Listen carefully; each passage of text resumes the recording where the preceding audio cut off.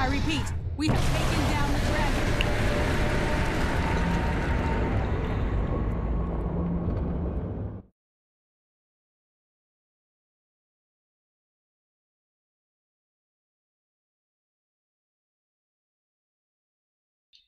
Hello guys, Ymgarl here. Welcome to this quick walkthrough of this Guild Wars 2 dungeon. Today I'm going to be doing Zhaitan. It's one of the first times I've done the dungeon, so there may be some issues with it, but I have got most of the strategies fairly well nailed down. Okay, so after you've run across to the beginning, you want to quickly talk to the guy there and get started. And then if you're first going to head to the left, you want to run and stand on the pressure plates, as I'm doing here. One on each pressure plate, one on the left and one on the right. I'm standing on one of them. There's another player on the left there. You may be able to see in a second. After you've charged up that, you should see the door open, and you can kill off the NPCs. If you kill off the NPCs earlier, they'll just respawn. So make sure you do it now. After that door's down, after this encounter's down, you go straight through onto the first boss. This dungeon is filled with interesting encounters. They're not all the same. I call them interesting. They're not necessarily challenging. This boss only has 2 attacks. He has the little magic missiles that you can see going there, and the big explosion. He can also teleport. The magic missiles are fairly easy to dodge at range, but they're very dangerous at close range. There's something going on with the attunement, but I'm not quite sure how that works. You may be able to figure that out yourself, but so long as you stay at range and dodge when you see them coming, he's no issue at all. There's not much else to say about this guy, really. Just, yeah, as I say, keep people up. Don't get too close. You can go close, but it's quite dangerous. I wouldn't. If you're a ranger, certainly. If you've got range DPS, don't go close. As you can see, I don't even really get hit by missiles in this fight. First boss down, first loot chest. Of course, it's rubbish. It's just blues. Salvage that. Off we go. Next up, we're coming to the right, and we're going to run into 2 obelisks. Now there's grubs here, and they will. There's small green field AoEs on the floor that you'll want to dodge out of. They're very damaging.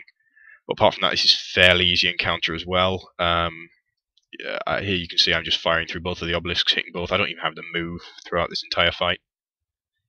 I think I do stand in a green thing at the end and almost get killed. So there's not much to say really about this bit. It's pretty easy. Opens the door. Next up is the creeper.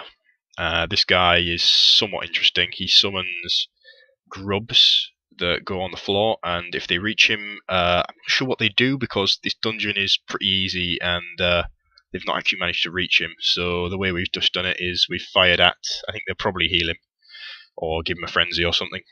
We've just had range DPS fire at him and melee DPS kill off the grubs when they spawn. It's not too tough.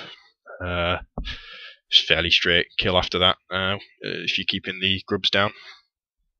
So we kill him off and then get more crappy green loot.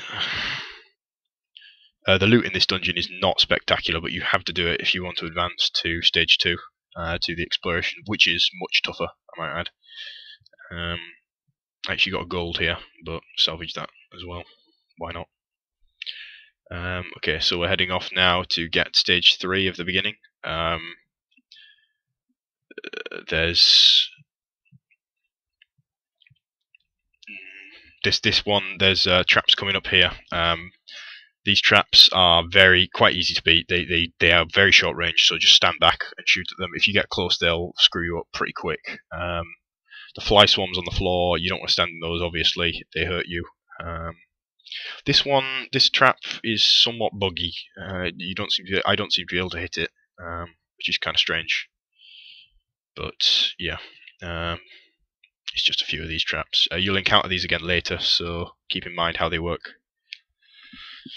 Okay, next up is this knight. I forget what he's called exactly, but this guy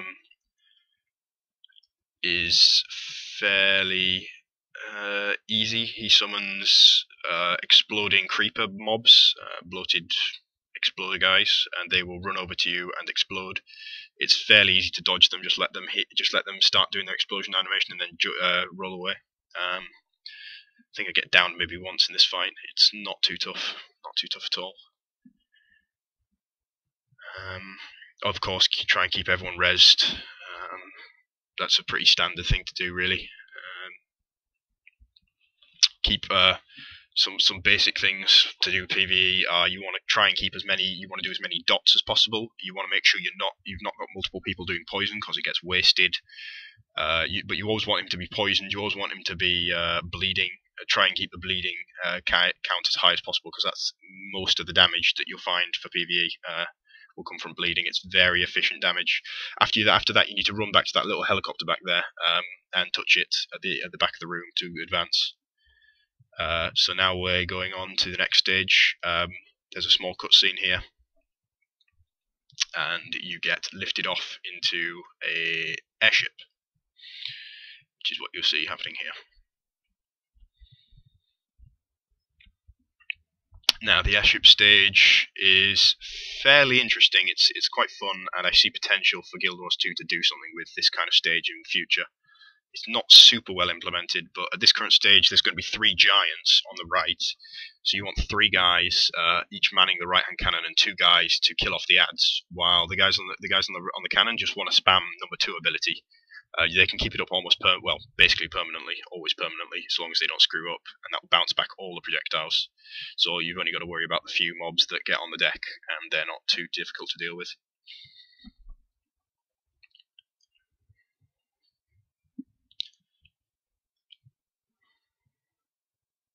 Okay, yeah, after you've done that, you want to click on the little helicopter in the front, and that'll take you to the next stage, where there's 3 anti-air towers that you need to take down, so that the ship can land. One has oozes, one has ghosts, and one has gorillas. So we're starting with the oozes here. The oozes are fairly unremarkable. There's a lot of them. So if you don't want to get overwhelmed, you need to take down the tower quick because they'll continually spawn. So any ranged DPS should probably be on the tower, while warriors and guardians and things should be fighting the oozes and keep them down. It's a very good loot spot. If you're looking to farm a dungeon, chain farm a dungeon, this is probably the best spot.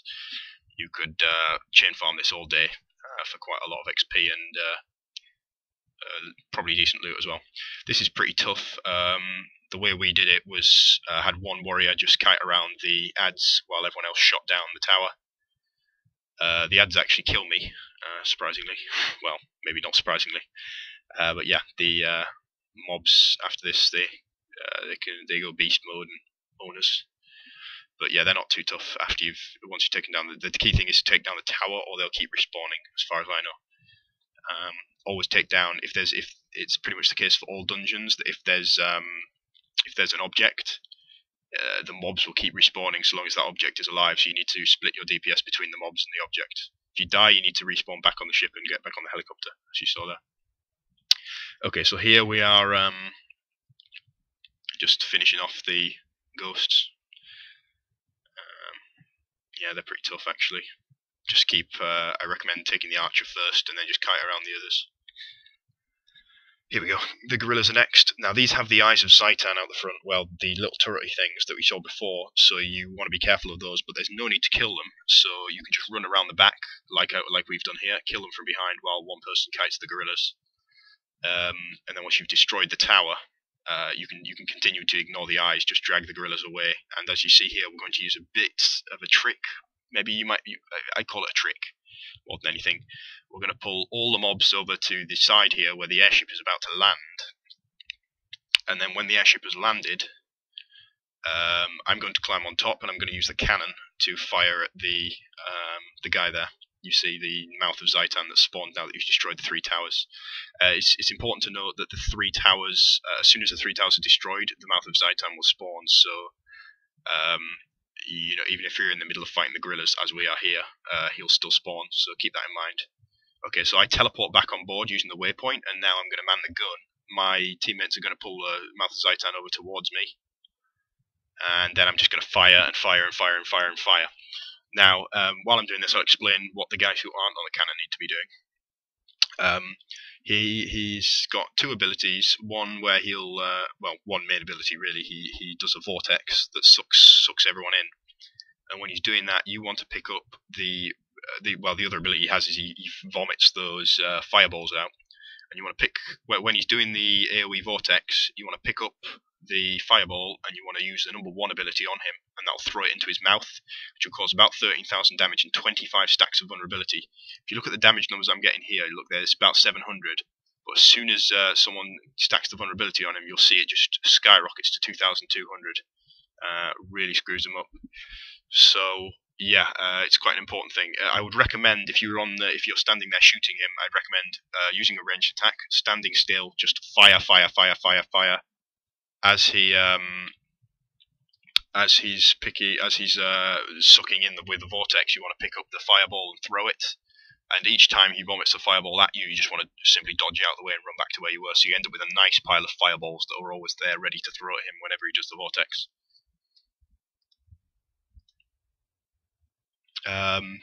Yeah, so it takes a few minutes, but once he's down, you get you want to try, if you're in melee, you want to try rush loot him, because you've got about half a second before the cutscene, about half a second after the cutscene that you may be able to loot him in.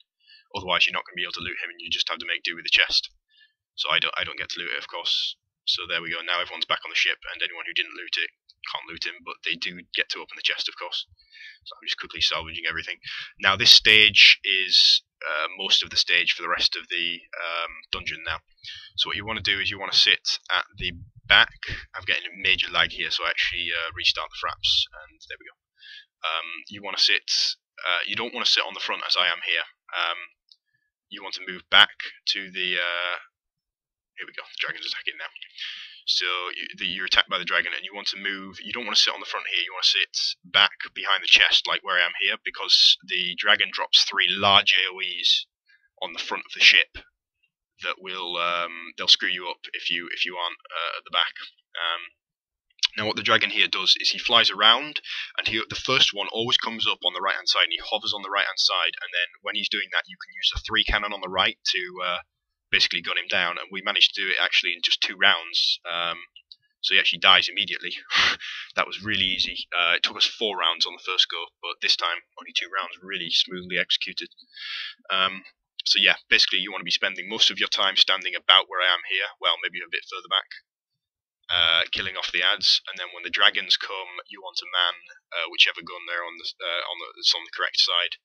I'm not sure of the merit of the the reflector shield on the guns at this current stage. Doesn't really seem to do much, so I just say just batter them. Okay, now we've got 2 dragons now at once. This gun that I'm on now, the one at the rear of the left, does not actually seem to be able to hit the dragon on the left, so I wouldn't recommend manning that one. I'd say man the 3 on the right and the 2 on the front left, but not the one on the rear left, because it just can't hit, I don't think. So when you're fighting these dragons, it's pretty much the same thing as before, except you've got 2 sets of dragons attacking from both sides. I think I'd probably actually die here. Yeah, I do. This was my own bad for getting caught at the back there. You need to be, like I say, behind that chest where the cabin is, so that you're not being hit by those big AoEs. Unless, of course, you need to man the gun, in which case you want to be running up and manning it as soon as possible. You can get the dragon down pretty quick if you're all manning the gun and focus firing them. Taking a dirt nap. So once one thing to bear in mind is there are some mobs that heal. I think I can't remember what they're called.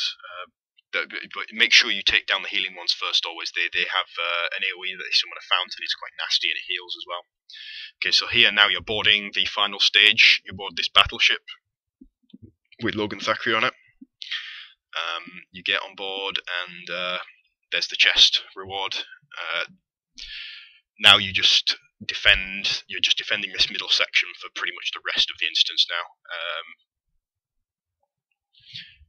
There's not much. Oh, there's my bugged teammate falling on the broken ship.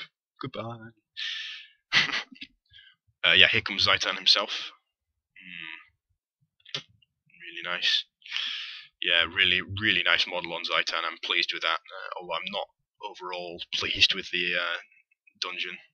You have to decide yourself, I guess. That guy is the big fat one, is an exploding one. So do the same as I recommended before. Allow him to start exploding, and then just roll out of the way. The rest of these guys, I recommend killing the mini ads first, and then go for the silver ones, the elites, the champion, what are they called? Veterans. I just take a position up here so that I can see the dragon. There he is. Looks really good.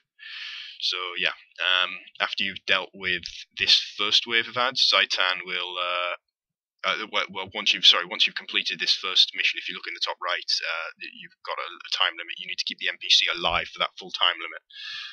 For that full time, and then once it's charged, this happens, and you shoot Zhaitan's tail off. He gets pissed off and destroys the cannon, and now you catch him in the tractor beams, and it's on to the final stage before the killing of Zhaitan, and you end up with these three eyes around, and a load of other crap. So you want to kill all the small ads before you kill the eyes, because there's a lot of them, and then you want to just focus the eyes down. In my case, I actually kill the eyes earlier because I've got penetrating shot, and it means I can AoE them both, so I start pretty early. If you are a warrior, I really recommend the musketeer perk, I think it is, that gives this penetrating shot. It's brilliant for pretty much every situation. I can't see any reason you wouldn't have this if you were using the musket. So yeah, once you've got these guys down, you get to kill Zhaitan, who you can see over there in the background flapping away. Just give it a minute. Shooting him with the bleeds is pretty effective. Here we go, and then this is the last stage. Everyone just mans a cannon, just fire in his general direction. You don't really just be super accurate. If you look in the top right, you can see his health bar go down. For the sake of this video, I've left the cannon, but there's no reason to. You just need to press 2 over and over and over again. Pretty sure autofire doesn't even work. Yeah, pretty sad at this ending. Really, it's not brilliant. I feel like it was a fitting ending, but there wasn't really a middle. There was no meat in the boss battle, if you know what I mean. So yeah, that's it. Ending cutscene, and we're done. You get your, if you're doing this first time, you get a yellow helmet, which is the same as any other 80 yellow helmets, as they are. If you're doing it the second time, you get 24 silver. You get like 4 or 6 more silver. And that's it, guys. Thanks for watching. Hope you enjoyed this. Hope you learned something. Hope you aren't too mad that this channel isn't just Minecraft. It's never been just Minecraft, but, well, if you've watched it this far, I guess you aren't. Anyway, thanks for watching, and goodbye.